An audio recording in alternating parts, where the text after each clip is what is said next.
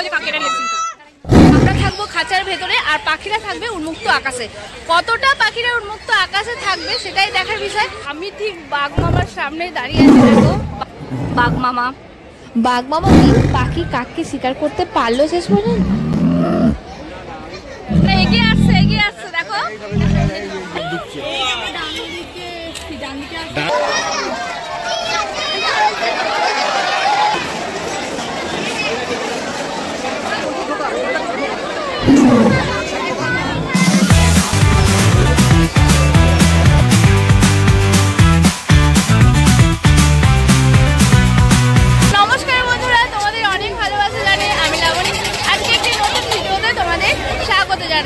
আর finally আমরা চলে এসেছি আলিপুর চিড়িয়াখানায়। দেখো ভেতরে যাবো, ভেতরে গিয়ে চিড়িয়াখানায় তো দেখাবোই তোমাদের, সমস্ত অ্যানিমেল দেখাবো, বার্ডস দেখাবো।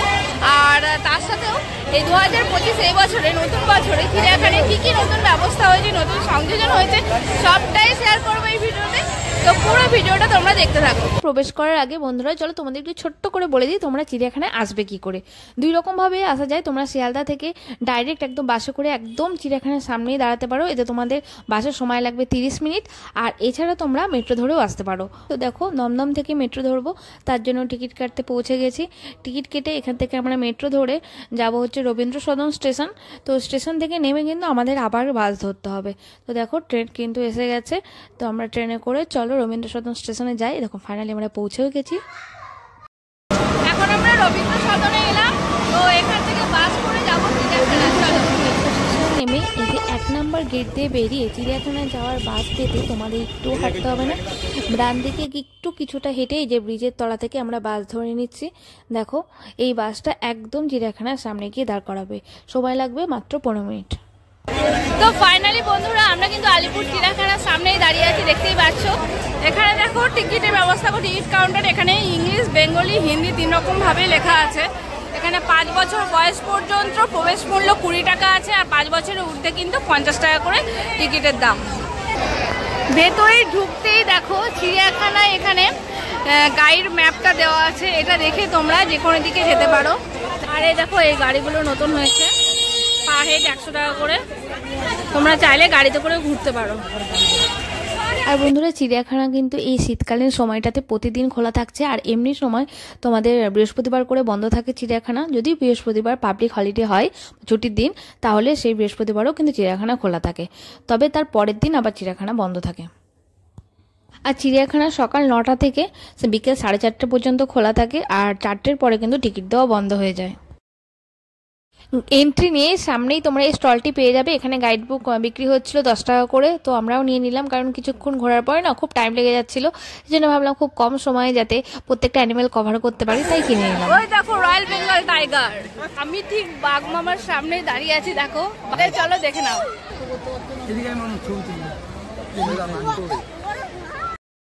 বাঘ মামা শিকার করছে, ভালো করে লক্ষ্য করো।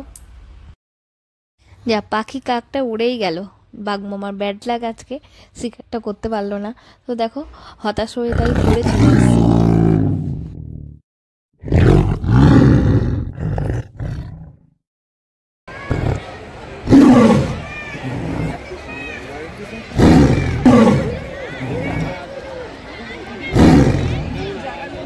দেখো বন্ধুরা কুমিরগুলো এমন ভাবে শুয়ে আছে, নরণচরণে, দেখে মনে হচ্ছে পুরো আর্টিফিশিয়াল ভাবে কুমির মানে রেডি করে এরকম রাখা হচ্ছে, কিন্তু তা একদমই না। এগুলো কিন্তু একদম অরিজিনাল কুমির। এরকম ভাবে ওরা রোদে শুয়ে আছে, একদম মরছে। One salt water crocodile has been adapted by Shaunak Basu. তোমরা যদি কোনো ক্রোকোডাইল নিতে চাও, অ্যাডাপ্ট করতে চাও, তাহলে কিন্তু নিতে পারো। দেখো ওপরে কত বাদুর গাছে, পুরো মনে হচ্ছে প্লাস্টিকের ক্যারি যেরকম ঝুলছে। এটা আবার কি পাখি রে? দেখো কি সুন্দর ভিক্টোরিয়া ক্রাউন পাখিটা সুন্দর উড়ে এসে নামলো। এই পাখিটা না আমি চিড়িয়াখানায় এবার প্রথম দেখছি, আগের বার এসেছিলাম তখন দেখতে পাইনি।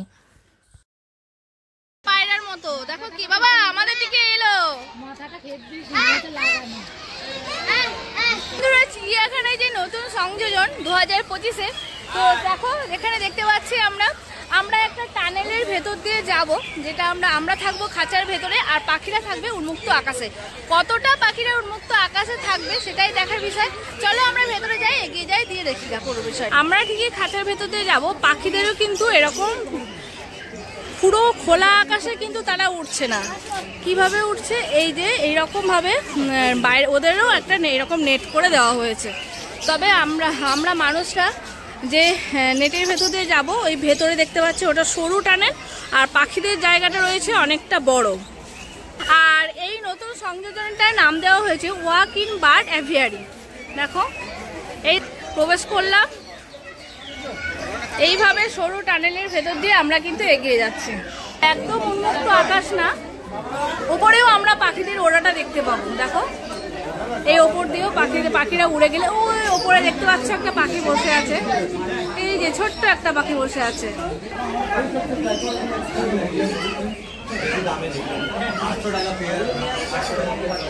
ঠান্ডার মধ্যে জলে নামতে কার ভালো লাগে? হাঁসেরাও দেখো রোদে বসে আছে, জলে নামছে না।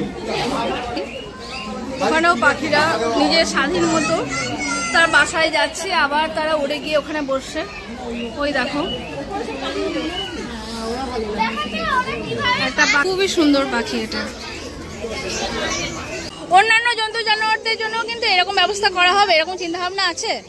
ইন ফিউচার হয়তো আমাদের সেই রকম প্ল্যানিং আছে, দেখা যায় সেটা কতটা বাস্তবায়িত হয়। আচ্ছা আচ্ছা আচ্ছা। আমাদের 150 বছরের বর্ষপূর্তি উপলক্ষে এটাই পাবলিকের জন্য এটা হচ্ছে মূল অ্যাট্রাকশন। আচ্ছা আচ্ছা। আরও মানে দেখেছিলাম সামনে যে টোটোর মতো গাড়িগুলো, ওগুলো কোথায় ওইদিকে গেলে পাবো, তাই তো? মেন গেট থেকে পেয়ে যাবে। আচ্ছা আচ্ছা। ওগুলো পার হেড কত করে? পার হেড 100 টাকা। 100 টাকা করে, মানে পুরোটা চিড়িয়াখানা ঘোরাবে। ঠিক আছে। ওয়াক ইন বার্ড অ্যাভিয়ারি থেকে বেরিয়েই ঠিক এই পথ দিয়ে এসেই তোমাদের এই দিক দিয়ে যেতে হবে জিরাফ দেখার জন্য। চলো, জিরাফ যেহেতু খুব ইন্টারেস্টিং ব্যাপার, তো চলো এদিক দিয়ে গিয়ে দেখে আসছি জিরাফ। এই সামনে যে জলাশয়টা দেখতে পাচ্ছ, এর চারপাশ দিয়েই কিন্তু রাস্তা দিয়ে যেতে যেতে আমরা অনেক অ্যানিমেলস দেখতে পারবো।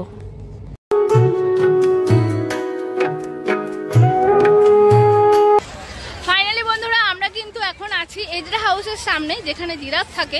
মিস্টার এজরা নাম অনুসারে তিনি দুটো জিরাফ এখানে দান করেছিলেন, তার নাম অনুসারে এই হাউসটার নাম হয়েছে এজরা হাউস। ঠিক তার সামনেই আমরা দাঁড়িয়ে আছি। চলো সামনে দেখে জিরাফরা হাঁটাহাঁটি করছে, এটা দেখতে খুবই ভালো লাগছে। চলো তোমাদের সাথে দেখায় সেটা। পুরো দারোয়ানের মতো দাঁড়িয়ে আছে দুপাশে। জিরাফ অতি শান্ত প্রাণী, এরা কিন্তু মুখে কোনো কথা বলতে পারে না। এরা সব থেকে লম্বা প্রাণী। আরো ভেতরে আছে ঠিক হাউসের ওখান থেকে দেখো ওরা মুখ বাড়াচ্ছে গেটের ওখান থেকে। আজকে লাকটা মোটামুটি আমাদের ভালোই যাচ্ছে। দেখো ফার্স্টেই আমরা চিড়িয়াখানায় ঢুকেই রয়্যাল বেঙ্গল টাইগার দেখতে পেয়েছি। সেটা সব সময় দেখা যায় না, কিন্তু তোমরা যারা আগে এসেছো তারা জানো অনেক সময় টাইগার কি থাকে, দূরে শুয়ে থাকে, হাঁটাহাঁটি করতে দেখতে পাওয়া যায় না। তো দেখো এবার জিরাফকেও আমরা দেখতে পাচ্ছি সুন্দরভাবে। এরপরেও অনেক কিছুই আমরা স্পষ্ট দেখতে পাবো। চলো বন্ধুরা, তোমরা দেখতে থাকো তাহলে।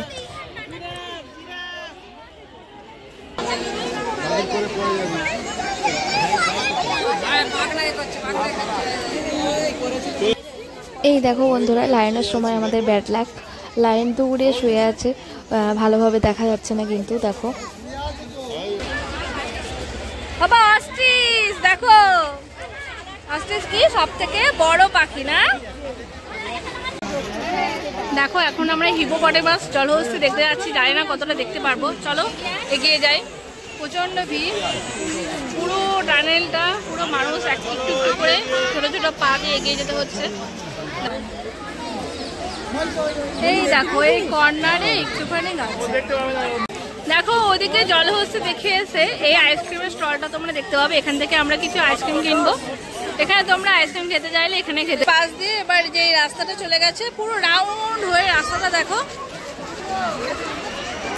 এই যে এই দিক দিয়ে গোটাটা রাউন্ড হয়ে ঘুরে ওইদিকে গেছে। এবার ওই দিক দিয়ে এই দিক দিয়ে যেতে যেতে আমরা আরো অনেক কিছু দেখতে পাবো। চলো সামনে এগিয়ে যাই।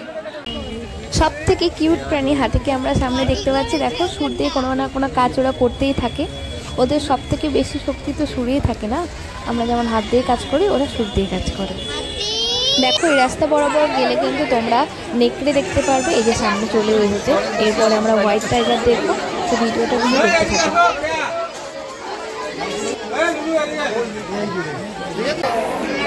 আমরা এখন ঠিক হোয়াইট টাইগারের সামনে দাঁড়িয়ে আছি। আর পেছনে মানুষ দেখো, আর সামনে দেখো হোয়াইট টাইগার।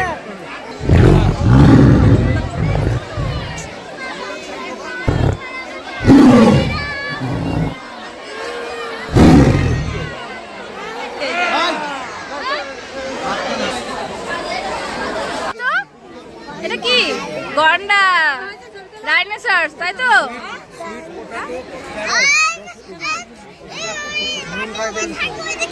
হ্যাঁ, খড়গ থাকে, নাকের উপর খড়গ থাকে।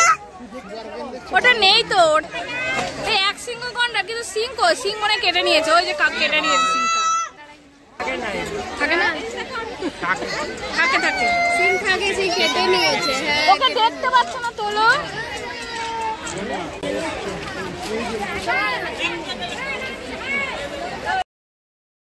দেখো বন্ধুরা, এই প্যাঁচা মোটিভ করে দেওয়া আছে এই কটেজটার ভেতরে, কিন্তু নিশাচর প্রাণীরাই আছে।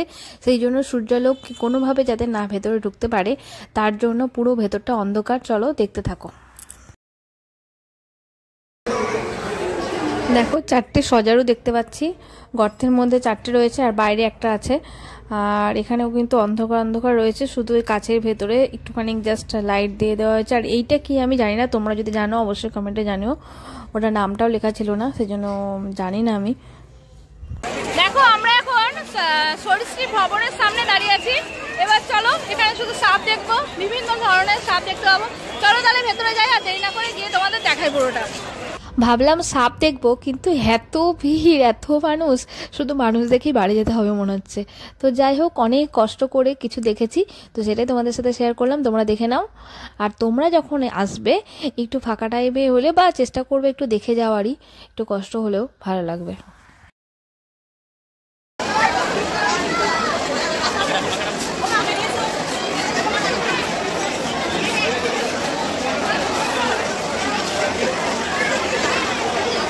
বাসের মাথায় দেখো ফনা তুলছে, ও ফনা তুলছে দেখো।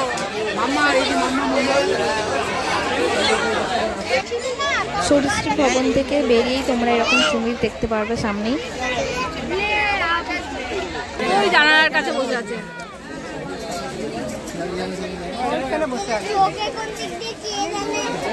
কি করছে? বসে আছে।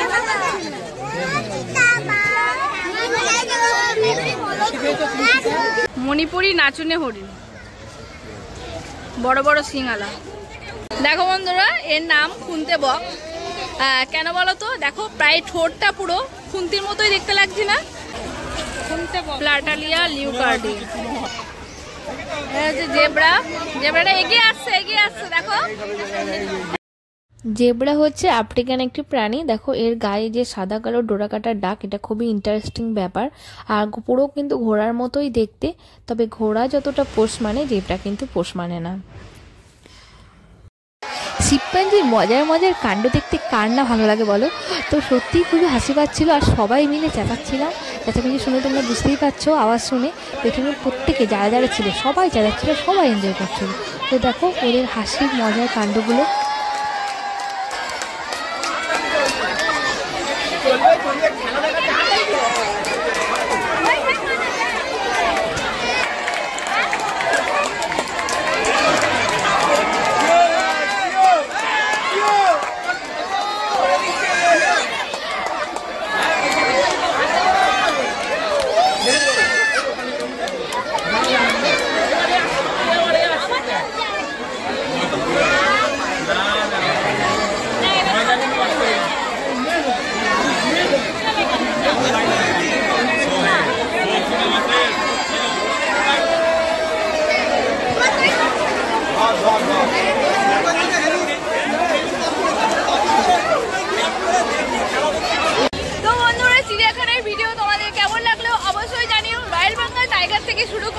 শিম্পাঞ্জি, হরিণ, হাতি, তারপরে তোমার হোয়াইট টাইগার, সবকিছু আমরা কিন্তু স্পষ্ট দেখলাম এই ভিডিওতে।